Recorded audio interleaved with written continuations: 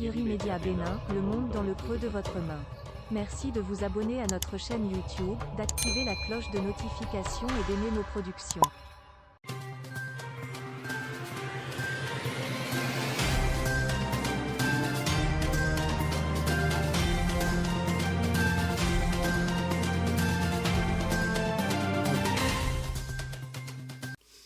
Vendredi 18 septembre 2020, bonsoir à toutes et à tous, bienvenue à ce rendez-vous de l'information.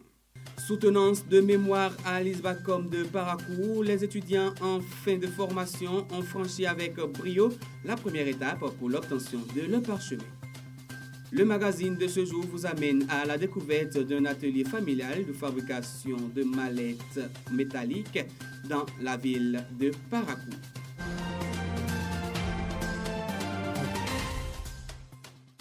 Mesdames, mesdemoiselles et messieurs, chers amis internautes, de nouveau, bonsoir à vous. Installés dans la plupart des quartiers de la cité des Kobourou, les lieux de causerie couramment appelés assemblées sont perçus par certains citoyens comme des nids de voyous. Qu'en est-il véritablement? Quelles sont les différentes couches sociales qu'on retrouve dans ces lieux? Suivez cet élément pour en savoir davantage. Quand tu as affaire, tu ne peux pas venir t'asseoir dans l'assemblée. Quand tu as un boulot, tu vas à 8h, tu reviens à midi. De midi à 13h, à 14h, tu vas au moins dire je vais me reposer. À 15h, tu es déjà au boulot, donc tu n'auras pas le temps pour l'assemblée. Autant de perceptions qu'ont la plupart des citoyens de la ville de Parakou, des lieux de distraction communément appelés assemblées. Des opinions qui, selon les habitués, sont erronées puisque réunissant toutes les couches sociales. Regardez moi-même, il vient de mon service, il est déjà midi. Je me repose un peu ici, à 15h je reprends. Nous vivons ici avec notre ancien maire, M. Charles Toko. Quand vous venez ici sur ma table, on vous dire que ce sont des personnes responsables. Chacun a quelque chose à faire. Chacun sait très bien ce qu'il fait. Si bien que nous avons ici des maires qui jouent, des professeurs d'université qui jouent, des docteurs agrégés qui jouent, des enseignants. Toutes les couches sociales se retrouvent ici pour jouer. Les week-ends ou bien les soirs entre 18h30 et 21h, 22h, vous verrez les présidents d'institutions venir jouer. Ces lieux de distraction habituellement bondés de monde, malgré le contexte sanitaire imposé par la pandémie du coronavirus, ont repris du service après de courts moments de cessation. On a cessé de jouer pendant 3 mois. Après les 3 mois, on a repris. Nos collègues ont fait une autre vers l'Est là-bas, ils jouent là-bas pour réduire le taux de contamination. Taille de regroupement revue à la baisse, masque au nez, bien de raisons motivent ces habitués à se retrouver à leurs heures de pause ou après une journée de travail. C'est une manière pour nous de nous distraire, de trouver mieux les solutions. C'est un jeu passionnant, très cérébral. Vous avez un grand problème, qu'on doit chercher peut-être 2 heures, 3 heures de temps à régler, mais vous asseyez en un seul jeu. Je vous dis bien que vous avez déjà la solution. Moi, je vais là juste pour rigoler. Parce que je vois des responsables qui se discutent. Et moi, ça me fait plaisir et ça me cultive de plus. Dans la vie, si tu ris aujourd'hui, demain tu vas pleurer. Quand la joie vient, nous la faisons ensemble. Si le pire vient, on les assiste. Si pour nombre de citoyens, ces assemblées connaissent parfois des tensions et ne sauraient être des lieux à fréquenter, bien de règles de conduite sont observées pour faire régner une bonne ambiance. Ici, il n'y a jamais cas de langage. C'est de respect total. On peut essayer de se taquiner entre Mbariba et Nago, puisque c'est tout ce qu'ils ont mélangé ici. Il y a les sanctions qui suivent pour ceux qui ont déraillé.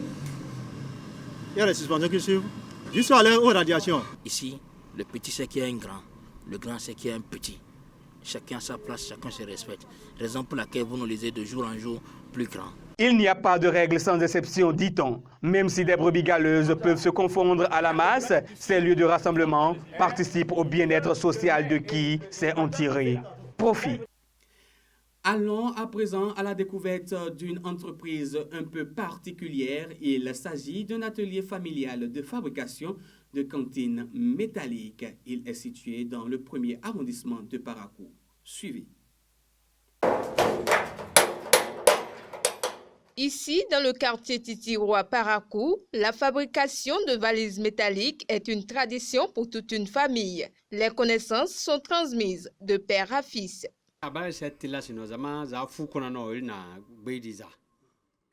La fabrication des valises métalliques est une obligation pour chaque enfant de la famille. Un peu comme dans certaines familles, il y a des travaux champêtres.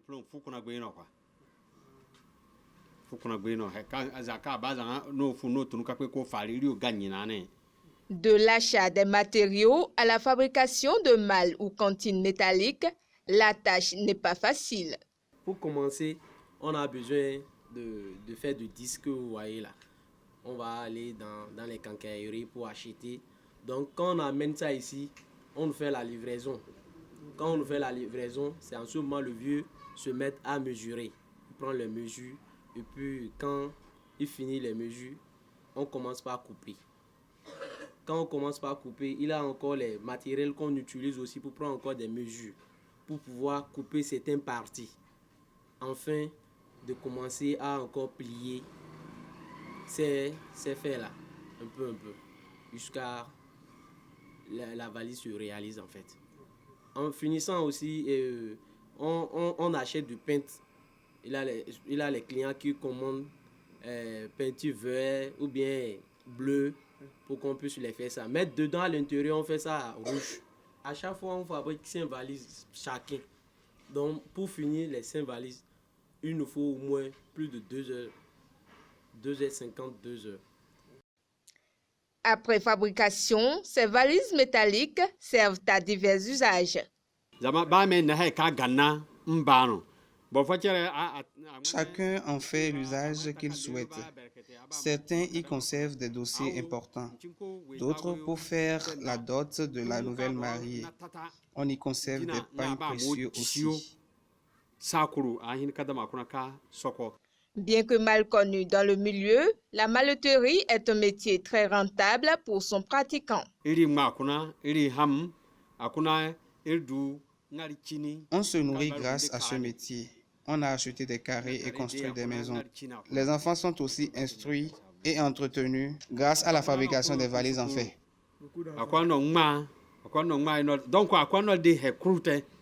Élèves et mallettiers à la fois, les plus jeunes fabricants de cantines de cette famille sont fiers de leur travail. À l'âge de 10 ans déjà, nous avons commencé. Oui. Parce que je peux même dire à l'âge de 8 ans, parce que le vieux est là, on l'aide à aussi travailler avec les comment dirais-je, les pointes. Ce travail m'aide à faire beaucoup de choses. Grâce à ce travail, le vieux m'aide à faire beaucoup de choses. Et moi également. Maintenant, avec ce travail, ça nous aide à faire des petits banques là aussi, quoi. Il y en a des banques qu'on fabrique avec le travail. Donc, c'est ces banques-là que nous on vend au marché pour pouvoir trouver aussi d'ailleurs. Soulignons que l'apprentissage du métier de mallettier est ouvert à tous, même si pour l'instant, il est connu comme un travail familial. Je vous l'annonçais tantôt en titre, soutenance de mémoire à l'Institut régional supérieur des beaux-arts, de la culture et de la communication. Du 10 au 13 septembre 2020, les étudiants en fin de formation de cet établissement supérieur se sont soumis aux appréciations des différents membres du jury commis pour la tâche. Retour dans ce reportage sur la première journée de soutenance. Le jury a accepté votre travail avec la mention très bien.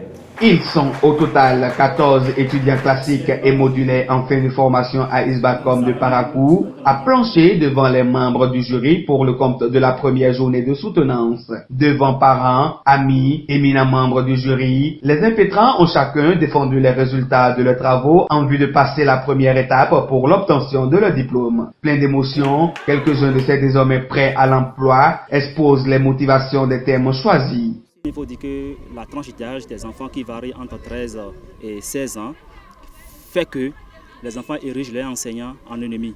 Et ce qui fait qu'il est difficile pour les enseignants en classe de 4e de contrôler ces enfants. Et lors de mon stage professionnel, j'ai constaté que les enseignants ont du mal à enseigner correctement une œuvre littéraire au programme. C'est ce qui m'a poussé à améliorer ce que les enseignants ont l'habitude de faire, à donner une fiche pédagogique encore plus adéquates à l'enseignement d'une œuvre littéraire. J'ai fait la remarque que beaucoup de professionnels de médias font l'erreur de diffuser les informations récupérées directement sur les réseaux sociaux sans vraiment les vérifier. Donc ils pensent que les réseaux sociaux sont la Bible ou tout ce qu'ils ont diffusé sur les réseaux sociaux sont une parole d'évangile. Pour les différents jurys qui ont présidé ces soutenances, ces nouveaux diplômés en journalisme et lettres modernes assureront efficacement la relève. Ce sont des encadrements de très bonne facture. Cela, nous l'avons signé. Ils ont fait le pas, donc le reste va se construire avec de l'expérience, ce qui ne s'achète pas. C'est à eux de se construire. En attendant que la date exacte des examens nationaux de licence ne soit fixée par l'État béninois, les soutenances de mémoire se poursuivent ici à l'Institut régional supérieur des beaux-arts, de la culture et de la communication de Parakou. Un aperçu sur les statistiques globales de l'évolution du nombre de cas infectés au coronavirus. À cette date, le Bénin compte 2280 cas, dont 1950 guéris et 40 décès. Sur le plan mondial, 30 993 188 personnes sont infectées avec 20 539 843 guéris et 946 490 personnes décédées. Afin d'éviter d'être contaminées, veillons au respect strict des gestes barrières. Irimédia Info Soir, mesdames, mesdemoiselles et messieurs, c'est tout pour ce jour. N'oubliez surtout pas de vous abonner à notre chaîne YouTube et d'activer la cloche de notification pour recevoir nos informations. Merci de nous avoir suivis et bonne fin de semaine à vous.